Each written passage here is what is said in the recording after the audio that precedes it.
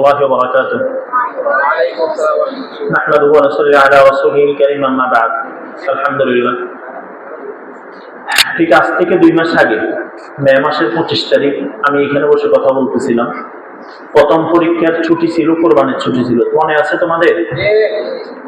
তখন সেখানে আমাদের সাইড ছিল। তখন সেখানে আমি একটা কথা বলছিলাম যে এই ছুটির সময় বাসায় গিয়ে তোমরা পানির কাছে যাইও না, বোধপল্লী কারেন্টের কাছে যাইও না, রোড ঘাটে যাইও না, অপরিচিত কেউ দিলে কিছু খাইও না, অপরিচিত কারোর সাথে কথা বলিও না বলছিলাম। কিন্তু এই ছুটিতেই বাড়িতে গেলাম কোরবানির পরের দিন।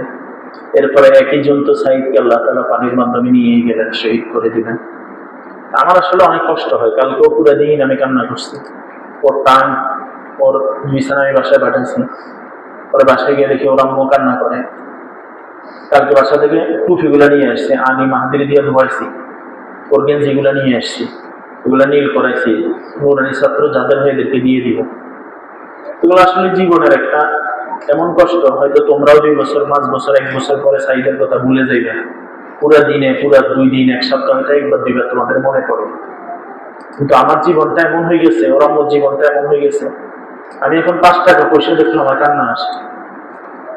কারণ সে, আমি না থাকলে বলতে হুজুরেরা বলেন, অফিসারেরা বলেন আমার 10 টাকা দেওয়ার জন্য, 10 টাকা নোট দেখলে আমার কান্না আসে। আমি চা খাইতে গেলে আমি কান্না করি। কারণ আসরের পরে ওর সাথে আমি ম্যাক্সিমাম চা নিতাম, একটা চা নিতাম, 2টি বিস্কিট দিতাম। বাসায় গিয়ে ঘুমাইলে আমার কান্না আসে। আমি কালকে রাত্রে 1টা বাজে ঘুমাইছি, ঘুম আসে না। ওয়াজ লাগিয়ে দিচ্ছি মোস্তাকুর নবী সাহেবের, অথবা আনিস রহমান আশরাফি, অথবা সাহিত্য ইয়ুব আশরাফ সাহেবের, এই 3 জনের বয়ান আমি বেশি শুনি। আর পাকিস্তানের আল্লামা ডক্টর মঞ্জুর বেঙ্গল সাহেবের ওয়াজ শুনি। আমার খুব কষ্ট হয় আসলে ছেলেটার জন্য। এই যে আজকে বাড়িতে যাবো, এতদিন বাড়িতে যেতাম ওরে নিয়ে, গতবার ছুটি তো আমি ওরে নিয়ে বাড়িতে গেছি, গাড়ির সিট পেয়ে নেই, পুরো গাড়িটাও আমার কোলে পড়ে গেছে।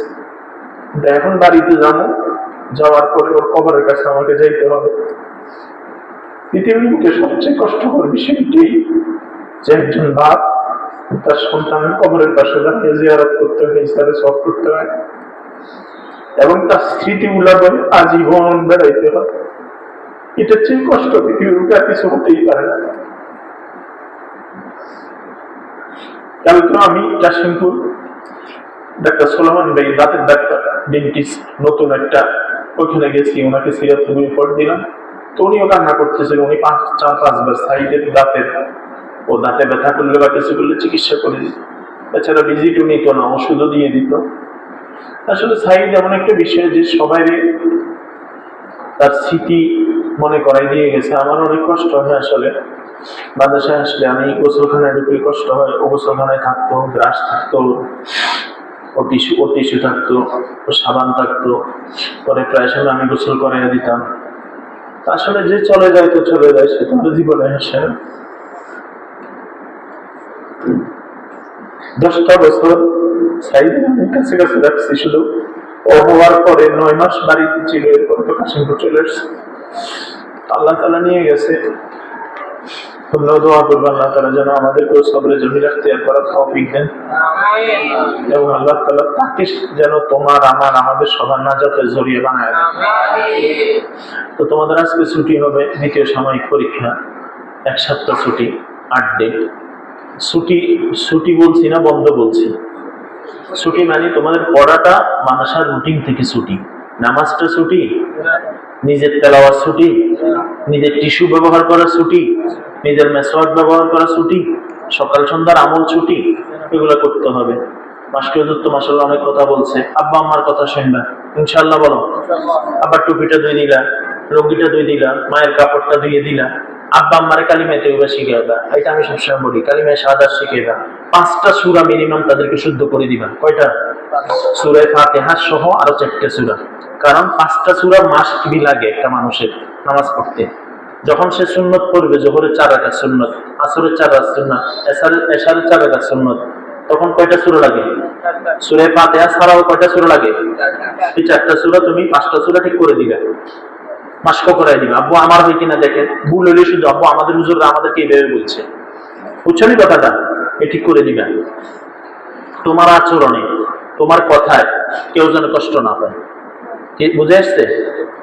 ওনাদেরকে মহাব্বত করবা। এই যে এতদিন একটা রুটিন এর ভিতরে ছিল, এবার ছুটির পরে আবার আর একটা রুটিন, বার্ষিক পরীক্ষার প্রিপারেশন। আমাদের কষ্ট হয়, তোমাদেরকে আমরা অনেক সময় জোর করে আটকায় রাখি, বারবার খবর নেই প্রতি ছাত্রের ব্যাপারে, কারণ এটার পিছনে আমাদের কোনো কি নেই, আর্থিক কোনো সুবিধা নেই। এটার পিছনে তোমাদের পরকাল সামনে রাখি করা হয়। অনেক সময় তোমাদেরকে বকা দরকার হয়, আমাদের শাসন করা দরকার হয়, আদর দেওয়া দরকার হয়। আমাদের ভুল হয়, আমরা ওস্তাদ যে আমাদের ভুল হয় না এরকম। অনেক সময় তোমাদেরকে বাড়ি দেওয়ার দরকার ছিল, একটা দিয়ে ফেলা হয় দুইটা। বকা দেওয়ার দরকার ছিল, একটা দিয়ে ফেলা হয় কয়েকটা। তোমাকে কান ধরাই দাঁড়ানোর দরকার ছিল 1 মিনিট, রাখা হয়েছে 3 মিনিট। তোমাকে কান ধরানোর দরকার ছিল 5 বার, ধরানো হয়েছে 50 বার। বুঝে আসছে? জুলুম জুলুমই, কি বলছি বলো? সেটা ওস্তাদে, ওস্তাদ হইলে যে জুলুম করে না বিষয়টা এরকম না। কি বলছি বলো? ওস্তাদ হলেই যে জুলুম করে না বিষয়টা, মুহতামিম হইলে যে জুলুম করে না বিষয়টা এরকম না। সহকারী শিক্ষক হইলে যে জালেম না এরকম না। স্বামী হইলে যে জালেম না এরকম না। স্ত্রী হইলে যে জালেমা না এরকম না। যে কেউ জুলুম করতে পারে। শব্দ 3টা আমি সবসময় বলি, একটা কি ইহসান, একটা কি আরেকটা হলো ইনসাফ, আরেকটা হলো জুলুম। যে যা পাবে তাকে তার দিয়া আরো বেশি দেওয়া, এটা কি? যে যা পাবে তাকে বরাবর দেওয়া, এটা কি? যে যা পাবে তাকে টানা দিয়া কম দেওয়া জুলুম। তাহলে আমরা চেষ্টা করবো সর্বোচ্চ খুশির উপরে থাকা, ইহসানের উপরে থাকা। ইহসানের উপরে থাকলে তাহলে ইনসাফ টিকবে। আর যদি ইনসাফের উপরে থাকতে যায়, যদি কোনো কারণে কম হয়ে যায়, জুলুম হয়ে যাবে। কথা বুঝে এসছে? এই জন্য জালেম, জলুম, জল্লাম বলো। জালেম মানে কম জুলুমকারী, জলুম মানে বেশি জুলুমকারী, জল্লাম মানে অতিরঞ্জিত সর্বোচ্চ লেভেলের জুলুমকারী। এই 3টা শব্দের উপরে কোরআনে কারিমের 3টা আয়াত আছে, আল্লাহ 3টা নাম, গাফির, গফুর, গফফার বলো। যদি কেউ জালেম হয় আল্লাহ গাফির, কেউ যদি জলুম হয় আল্লাহ গফুর, কেউ যদি জল্লাম হয়, জল্লাম কে? সর্বোচ্চ জালেম, সর্বোচ্চ জুলুম। তাহলে আল্লাহ কি? গফফার। শব্দগুলো মনে থাকবে? কি বললাম? জালেম, জালেমের বিপরীতে আল্লাহর নাম কি? গাফির। জলুমের বিপরীতে আল্লাহর নাম কি? গফুর। জল্লামের বিপরীতে আল্লাহর নাম কি? আছে না? ইন্নাহু কানা গফফারা। গফুর আছে, গাফির আছে, গাফিরের যামবি আছে না? কোরআনে আছে, 3 আয়াত আছে। তো এই জন্য আমাদের খেয়াল রাখা, আমরা কখনো মা বাবার জুলুম করবো না ইনশাআল্লাহ, সর্বোচ্চ অন্তরে। দেখো আমি বললাম, আমি তোমাদেরকে এই কথাটা বলি, আল্লাহর কসম, তোমাদের আব্বা আমি যেরকম সাইদকে ভালোবাসি, তোমরা যখন সবসময় দেখো আমার চক্ষু অশ্রুসিক্ত, সবসময় দেখো আমি পেরেশান, সবসময় দেখো আমি কষ্ট পাইতেছি, ঠিক তোমাদের আব্বা আম্মা তোমাদেরকে আমি যেরকম ভালোবাসি এরকম ভালোবাসি তাদের সন্তান হিসাবে। অনেক সময় সন্তান থাকতে বোঝা যায় না। তোমার একটু জ্বর হলে তোমার আব্বা কেমন পেরেশান হয়, তোমার একটু চোখে ব্যথা হলে কেমন পেরেশান হয় বলো। আব্দুল সোবান বুঝতেছ? জি। তো এই জন্য খেয়াল রাখা, এই জন্য গুরুত্ব দেওয়া। আর কোরআন শরীফটার সাথে আমাদের সম্পর্ক হবে মহাব্বতের, ভালোবাসার। বুঝছে? ফজরের পরে সূরা ইয়াসিন, মাগরিবের পরে সূরা ওয়াকিয়া, এশার পরে সূরা মুলুক, সূরা সিজদা পড়বো ইনশাআল্লাহ। সুন্নাতগুলোর ইহতিমাম করব ইনশাআল্লাহ বলো। ফরজগুলোর ইহতিমাম করব। 5 ওয়াক্ত নামাজ জামাতে পড়বো ইনশাআল্লাহ বলো। এইখানে যেমন আমরা সুন্নতি পোশাকে ছিলাম, বাসায় গিয়ে সুন্নতের পোশাক কি করবো না, ছেড়ে দিব না। যার যার টুপি, পাঞ্জাবি, গেঞ্জি, লুঙ্গি, পায়জামা, আতর, তসবি, টিস্যু, পান, বিছানা সবকিছু যার যার দায়িত্বে রাখবা, ঠিক আছে? আসার পরে যেন এটা না হয় যে হুজুর আমি এটা পাই না, এটা পাই না, এটা যেন না হয়। আবার ছুটি খোলার পরে এটাও যেন না হয় যে তোমার আব্বা আসি বললো হুজুর আমার ছেলেটা আমার কথা শুনে নেই, আমার ছেলেটা নামাজ পড়ে নেই, আমার ছেলেটা মোবাইল টিপছে, মোবাইল না দিলে পাঞ্জাবি সিঁড়ি ফেলাইছে, মোবাইল না দিলে আমার গালাগালি করছে, মোবাইল না দিলে আমারে বলছে হে মরে যাবো গা, এরকম কোনো বাজে কথা যেন না হয়। মনে থাকবে ইনশাআল্লাহ। আর আগামী মাসের 11 তারিখ আমাদের 2য় সাময়িক পরীক্ষার পুরস্কার বিতরণী, অভিভাবক সমাবেশ, আলোচনা সভা এবং আমরা প্রত্যেক ছাত্রের অভিভাবকের জন্য জমজমের পানি, খেজুর এবং একটা করে খেজুর ব্যবস্থা করবো ইনশাআল্লাহ। বুঝে আসছে? সব অভিভাবকেরা যেন তখন আসে, মনে থাকবে ইনশাআল্লাহ, এটা খেয়াল রাখবেন। আর সবাই নিরাপদে থাকবা। সকাল সন্ধ্যার এই আমলটা একদম মাস্ট বি করবা। বিসমিল্লাহিল্লাযী মা ইসমি শাইইন ফিল আরদি ওয়ালা ফিস সামাই ওয়া হুয়াস সামিউল আলিম। এই তিনবার পড়ে ফেলো, এখন পড়ো। বিসমিল্লাহিল্লাযী লা ইয়াদুররু মা ইসমিহি শাইইন ফিল আরদি ওয়ালা ফিস সামাই ওয়া হুয়াস সামিউল আলিম। বিসমিল্লাহিল্লাযী লা ইয়াদুররু মা ইসমিহি শাইইন ফিল আরদি ওয়ালা ফিস সামাই ওয়া হুয়াস সামিউল আলিম। এই তিনবার পড়লে আকস্মিক বিপদ থেকে আল্লাহ হেফাজত করে। সকাল সন্ধ্যা তিন কুলের আমল, কুল হুয়াল্লাহ, ফালাক, নাস। তিন তিরিকা কয়বার?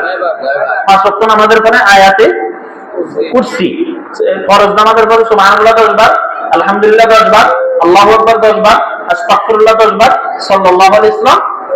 আমি আজকে ওই যে মোবাইল একটা আছে, অপশন আছে, দেখবা টাইম ওয়াজ বলে এটারে, বুঝছো না? আমি সাল্লাল্লাহু আলাইহি পড়েছে, সাল্লাল্লাহু আলাইহি 2 সেকেন্ড লাগে, 2 সেকেন্ড। কয় সেকেন্ড? তার মানে কি 100 বার দুরূদ শরীফ পড়তে তোমার 200 সেকেন্ড লাগবে। 200 সেকেন্ড মানে কি? 3 মিনিট 20 সেকেন্ড। বুঝতেছো না কথাটা? 60 গুণ 120, 180, 20, 3 মিনিট কয় সেকেন্ড? 20 সেকেন্ড। আমি এই যে না কালকে নাজম সাহেবের বলতেছিলাম, এখন থেকে আমরা নুরানি হাত যখন এটা সিস্টেম করবো ইনশাআল্লাহ, ক্লাসে বসার পরে 100 বার দুরূদ শরীফ পড়ে নিবা, শুরু করবা দুরূদ শরীফ দিয়ে। ক্লাস ছুটি হবে, এই ছুটির আগে তো একটু অলসতা থাকে না, বাস কনসেপ্টটা বন্ধ করলে 100 বার দুরূদ শরীফ পড়ে ফেললা। তাহলে তুমি হিসাব করে দেখবে তোমার আমলনামায় শুধু দুরূদ শরীফ, শুধু দুরূদ শরীফ, শুধু দুরূদ শরীফ। বুঝে এসছে কথা? এক সাহাবী এসে আল্লাহ রাসূলকে বলছেন, ইয়া রাসূলুল্লাহ, আমি আপনার উপরে দুরূদ শরীফ পড়তে চাই, কতটুকু পড়বো? আল্লাহ রাসূল বলছেন 3 ভাগের 1 ভাগ পড়ো।